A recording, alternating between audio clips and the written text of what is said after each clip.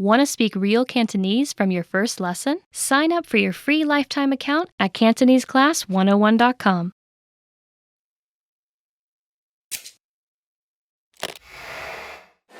Hi everybody, Olivia here. Welcome to Ask a Teacher, where I'll answer some of your most common Cantonese questions.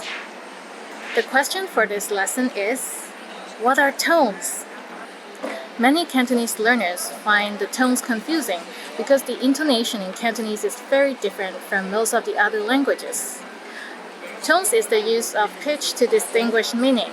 Each Chinese character comes with a tone, and it is important to pronounce Cantonese correctly because there are so many words that come with the same Yuping spelling. If a person doesn't pronounce the tone right, a listener may get something completely different from what they actually meant to say. Let's get into more details. How many tones are there? There are 6 tones in Cantonese. The first tone is high and steady. Si, si. The second tone starts with a low pitch and rises to a high pitch. Si, si, history. The third tone is a mid-tone. It's pronounced in the middle of your range and it is steady.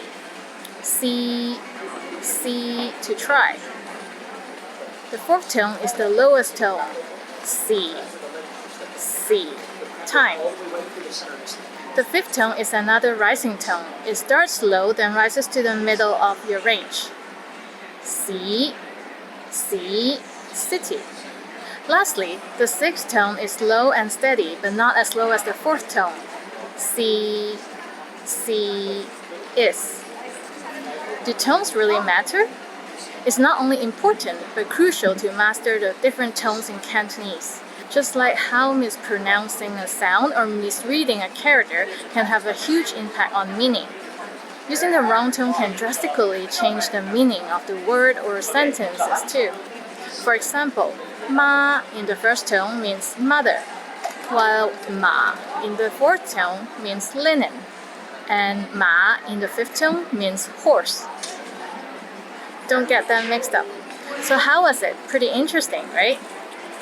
Do you have any more questions? Leave them in the comments below and I'll try to answer them. See you next time. 下次見